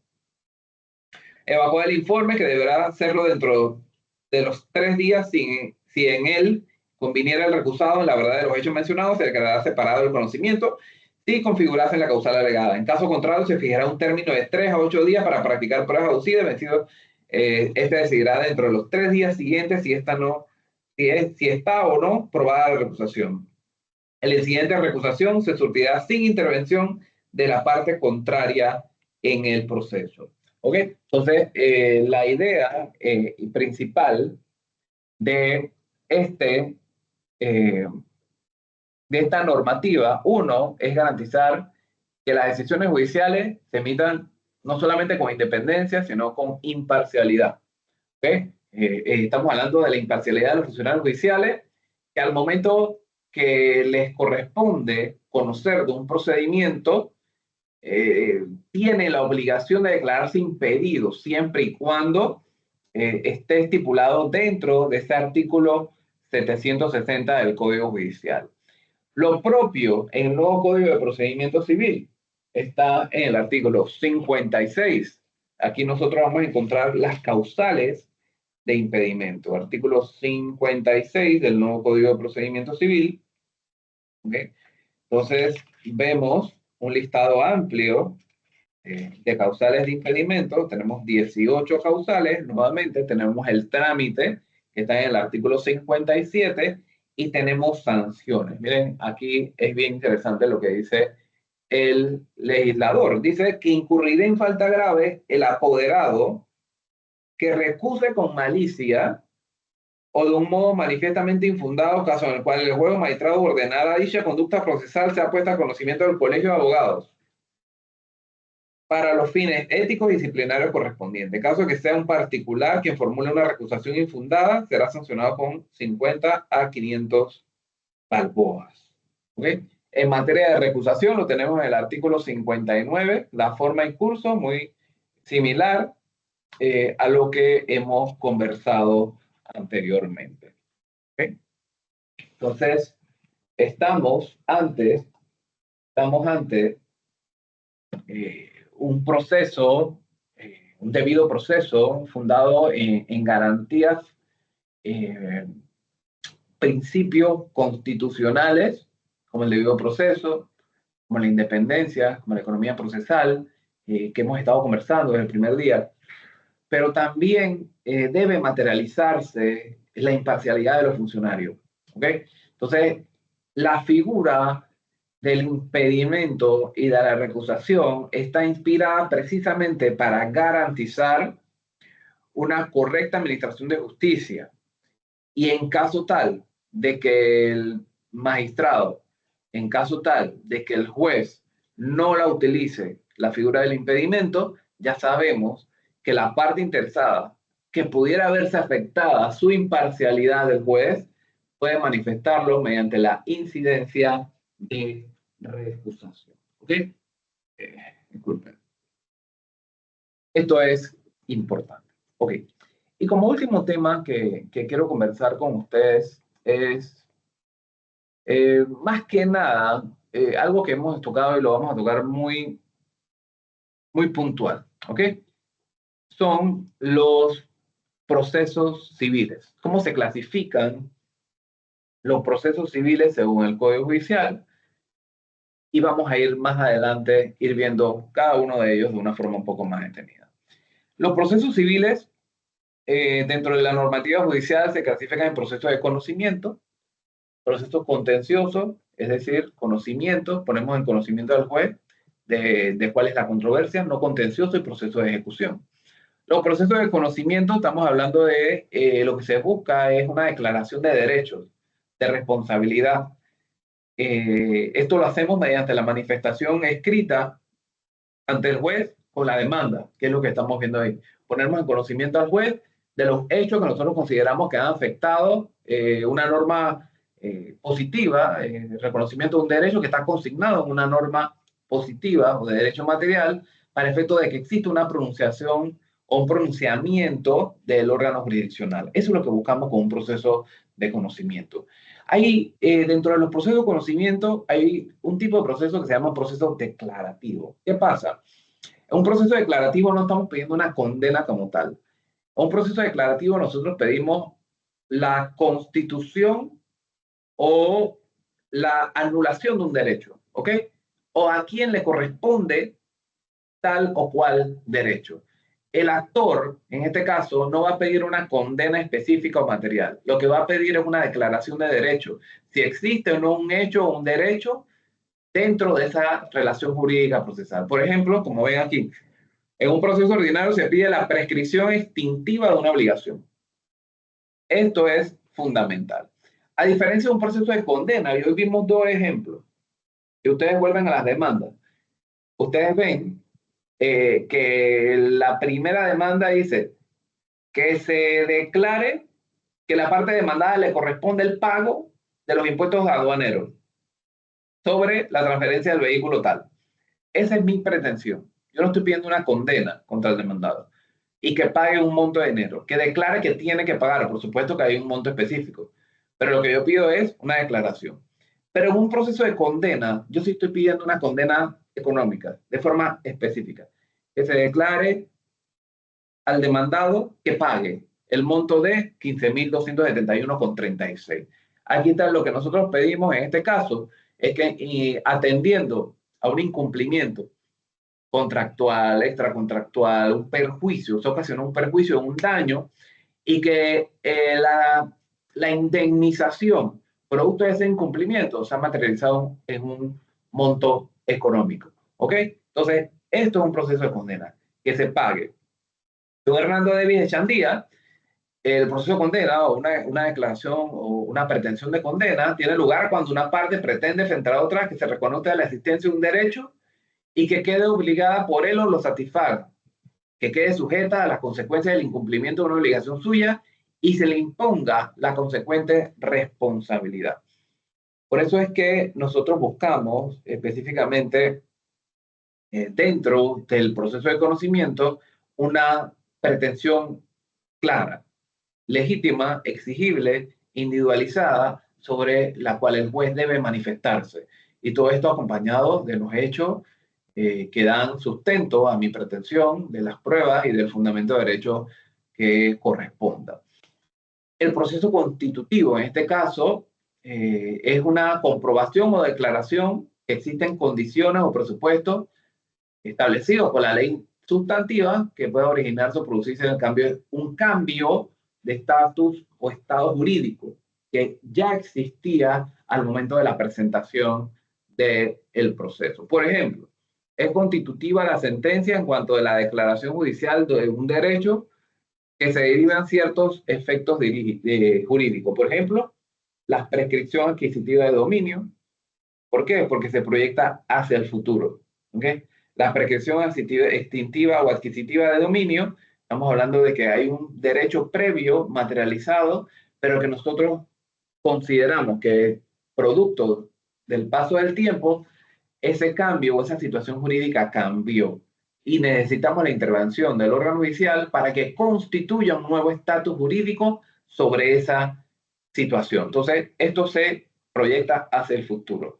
Impugnación de resoluciones de sociedades anónimas, estamos hablando de que hay, por ejemplo, una escritura, una nulidad de una escritura pública ya está debidamente inscrita, que está surgiendo efecto jurídico, pero nosotros les pedimos a un juez que declare, por ejemplo, una nulidad de la misma, producto de que ha sido cambiado el Estado a razón de distintas situaciones que se pueden dar dentro de la normativa. Entonces, los procesos civiles, de forma general, todo esto que acabamos de ver son procesos de conocimiento, un proceso declarativo, un proceso de condena, un proceso constitutivo. Tienen diferentes formas de verse, de analizarse por parte de la jurisdicción, esto conforme a lo que está estipulado en el Código Judicial. Al contrario de lo que nosotros podríamos ver en los procesos de ejecución, ¿ok? O en los procesos no contenciosos. La subclasificación de los procesos de conocimiento, por ejemplo, en cuanto a su estructura, están los procesos ordinarios de mayor y menor cuantía, los procesos orales y los procesos sumarios. Esto está bastante claro. Por ejemplo, si nosotros vamos a comenzar con el proceso sumario. Si nosotros vamos al 1345, miren que esto es bien importante. El artículo 1345 dice, sin perjuicio de los otros casos establecidos en la ley, se tramitarán por la vía de proceso sumario las causas referentes a. Y tenemos 14 numerales. Voy a leer algunos. Por ejemplo, servidumbre, cualquiera que sea su origen, oposición o controversia que surge en proceso no contencioso. Y ya les he mencionado. Miren este numeral 2. Oposición o controversia que surja de proceso no contencioso. Los procesos no contenciosos inician sin controversia, pero pueden transformarse en un proceso sumario. Cuando, en caso tal de que comparezca una parte y diga, hey, esto no es contencioso, me opongo, entonces él cambia su estructura a un proceso sumario. Demanda sobre contrato de arrendamiento, transporte terrestre, depósito, mandato, cobros judiciales de honorarios de abogados. El numeral 4, controversias entre copropietarios, las que tengan por objeto la ampliación, división, cancelación de una hipoteca, cuestiones entre copropietarios surgidas por la administración, obligación de otorgar escritura pública, así como procesos que tengan objeto la obligación de otorgar un contrato, entre otros. ¿Ok? Dice, proceso de daños y perjuicios de cualquier clase resultantes de actos u omisiones en un proceso, que no es lo mismo un proceso de daños y perjuicios común. Este es daño y perjuicio que surgen por elementos que se dan en el proceso. Puede ser un proceso aparte. ¿Ok? Entonces, esto específicamente es lo que yo voy a utilizar en caso tal de que tenga un problema práctico y me diga, oye, esto es un proceso sumario. ¿Por qué? Porque está en el 1345 numeral tal, 5, 6, 7. ¿Ok? Eso, el trámite del proceso sumario está en el artículo 346. Hace un rato vimos el 1346 numeral 2 que decía Dice que la prueba se presentará o se aducirá con la demanda o en la contestación, no con el proceso ordinario que tiene un periodo probatorio posterior. En este caso, no, el proceso sumario no. Esto es el proceso sumario. Vamos a ver el proceso oral, vamos invertido, vamos de abajo hacia arriba. El 281, en el 281 está establecido el proceso oral. Vamos a ver. Y lo voy a leer. ¿Cuáles? Solamente son 3. Se ventilan por la vía oral. ¿Cuáles causas se ventilan por la vía oral? Y son 3 solamente. Artículo 281. Acciones civiles relativas a indemnización de daños y perjuicios derivados de accidentes de tránsito, cuya cuantía exceda los 5.000. Proceso oral. Las atenientes a la impugnación de actos o decisiones de asambleas generales de junta directiva, de sociedad o de cualquier entidad privada cuando con ello contravenga la ley, el pacto social o el estatuto. Vía oral. Y las que surjan en relación con los procesos de anulación, reposición de títulos comerciales o bonos del Estado. Numeral 3. Solamente esas 3 son causas que se ventilan por la vía oral. ¿Ok? Solamente esas 3. Y hace un rato leímos el 1228. ¿Ok? Hace rato leímos como parte de estos procesos de conocimiento cuáles vías o cuáles causas se ventilan por la vía ordinaria. Vamos acá, estoy buscando el artículo. Un segundo. 1228. Dice lo siguiente. Imagino que ya lo encontraron, pero a mí se me está complicando. Ok. Dice, se ventilará y decidirá en proceso ordinario todo asunto contencioso que no esté sometido a trámites especiales en este código. ¿Ok? No obstante, que el código permita trámite especial, el demandante podrá escoger la vía ordinaria. Entonces, estamos dentro de los procesos de conocimiento ante una subclasificación importante. Ya vimos un proceso declarativo, proceso constitutivo, proceso de condena. Pero la subclasificación, procesos ordinarios, procesos orales y procesos sumarios. ¿Okay? Entonces nosotros estamos ante 3 tipos de procesos que nos llevan a delimitar cuál voy a elegir. ¿Okay? Y regresamos a los 2 modelos que vimos de demanda. Uno de ellos es un proceso declarativo de mayor cuantía, vía ordinaria, ¿verdad? Vía ordinaria porque no está sometido a trámite especial. El otro es un proceso de condena, producto de la emisión de una factura. No están estipulados en el 1345 del proceso sumario, no están estipulados en el 1281 de los procesos orales, es decir, se ventilan por la vía ordinaria. 1228 no están sometidos a trámites especiales, se ventilan por la vía ordinaria. Entonces, los procesos civiles, atendiendo a esta subdivisión, tenemos que diferenciarlos de forma importante. ¿Ok? Entonces,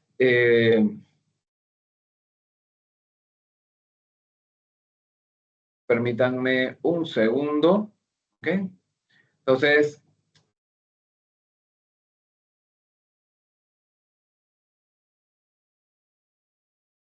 ok, vamos con esto. Ya estamos casi terminando.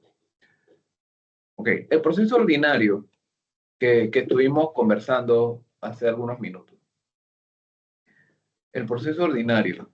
Ay, permítanme. Ok. Ok, el proceso ordinario que acabamos de ver en el 1248. Cualquier controversia cuando la ley no disponga un trámite especial, ¿ok?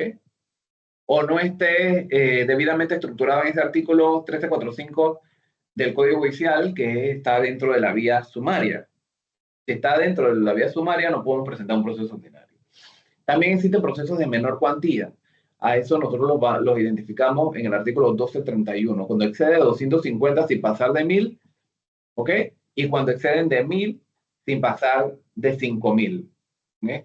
Esto lo ve y lo conoce los juzgados municipales, según la normativa vigente. Ya sabemos que dentro de la nueva normativa, esta suma o esta cuantía sube hasta 10.000 cuando hablamos de los procesos de menor cuantía. Los procesos ordinarios de mayor cuantía están en el artículo 1255 en adelante, para efectos de el trámite de cada uno, y ahorita no vamos a hablar del trámite porque eso lo vamos a ver más adelante, cómo es el paso a paso en cada uno de esos procesos, y nosotros vamos a hacer una actividad muy interesante sobre el trámite de cada uno.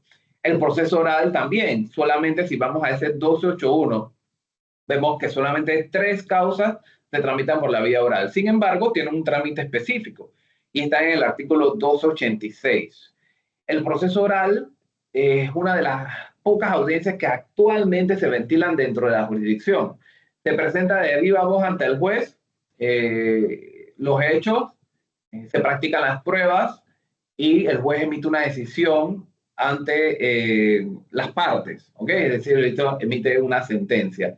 Tiene una concepción mixta como tal porque hay una demanda escrita, hay una contestación escrita y hay alegatos escritos.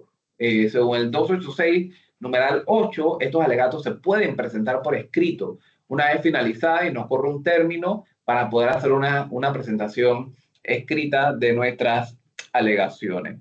Y estas son las 3 causas específicas que se ventilan por la vía oral. Acciones civiles, como yo lo leí hace un rato en el Código Judicial. 3 causas específicas que se ventilan por la vía oral, no más de esta. El proceso sumario es un poquito más amplio. Muchas de las vías, esta figura surge en razón de buscar un proceso mucho más rápido, más limitado en cuanto a los términos judiciales, y está estipulado en ese artículo 1345. Vemos que tiene términos más cortos, causales específicas, traslados más cortos, las pruebas van con la demanda, no es que hay un término probatorio adicional. Entonces la estructura misma del proceso de sumario cambia. Pero la legislación hace una diferenciación importante aquí. Y con esto ya estamos casi terminando.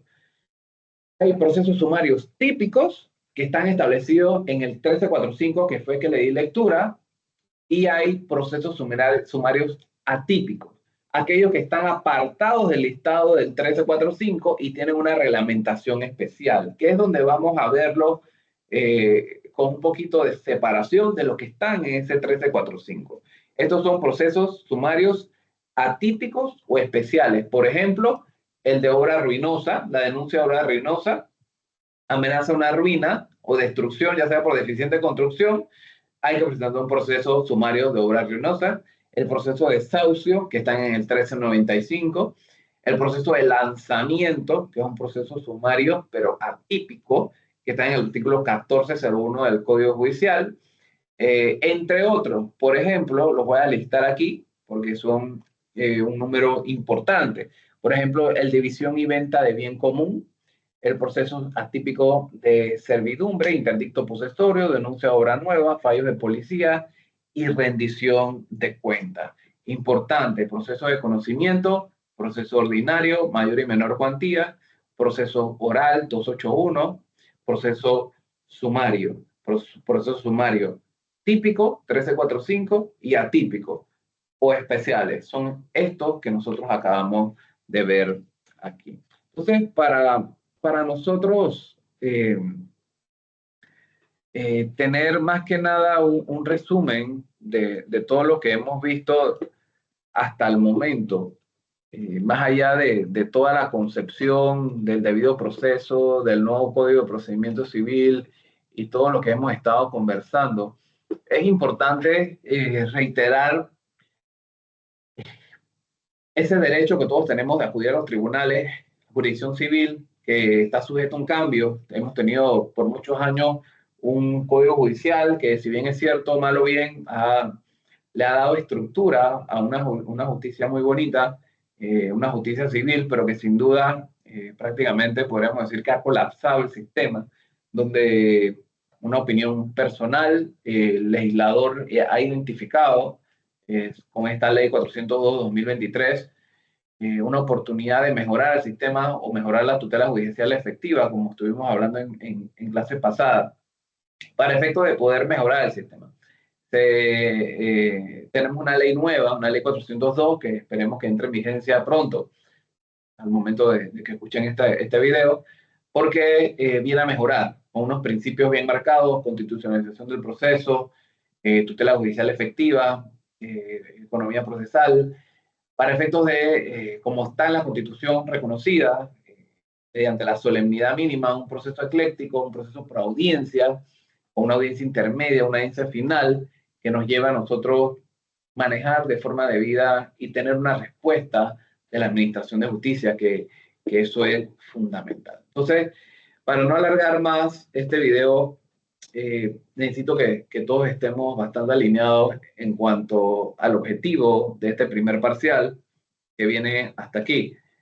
Estamos hablando de que esta semana ya tenemos la primera prueba y el contenido está dentro de este listado. ¿Okay? Proceso jurisdiccional, relación jurídica procesal, la norma procesal, característica de la ley procesal, efectos de la ley, valor de la ley, fuente de derecho procesal civil. Todo esto está en la diapositiva. Esto es más que nada un repaso quizás de lo que ya hemos visto en teoría general del proceso, pero igual hacer un repaso me parece fundamental.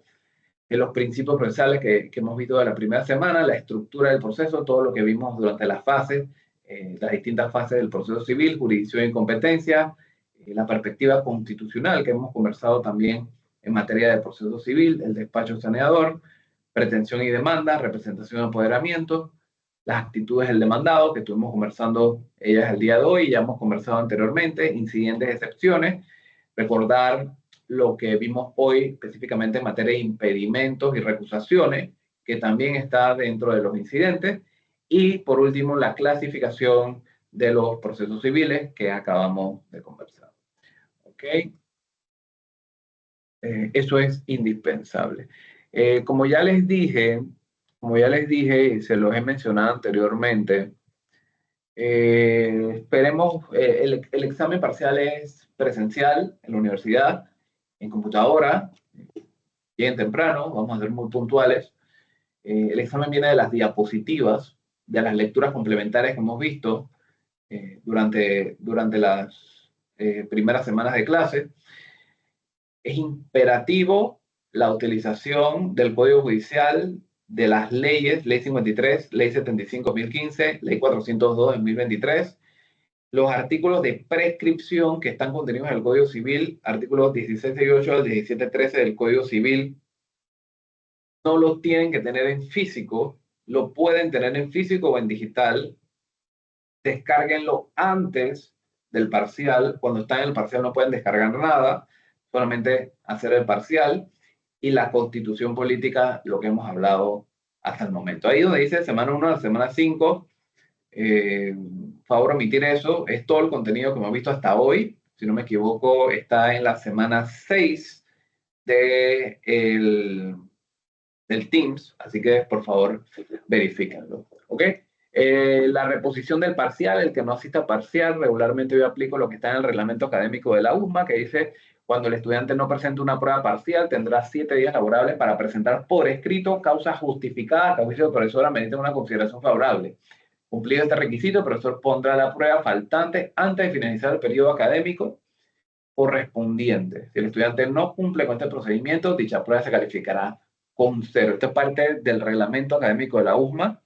Yo solamente se los recuerdo, artículo 70, ante cualquier duda. Así que por mí es todo. Espero que este video sea de mucha utilidad para todos, para efectos de poder seguir desarrollando un material tan bonito, tan importante, tan extenso, como es el procedimiento civil, y continuar con las distintas fases. Nos queda mucho por delante y sin duda mucho por aprender, tanto la normativa judicial como del nuevo código. Entonces, es un reto importante que todos hemos asumido y vamos a continuar por esa vía. Nuevamente, todos los documentos están en el Teams. Cualquier duda, cualquier comentario, por favor, me avisan. Siempre estoy a la orden. Que pasen un buen día, una buena tarde, una buena noche. Hasta luego.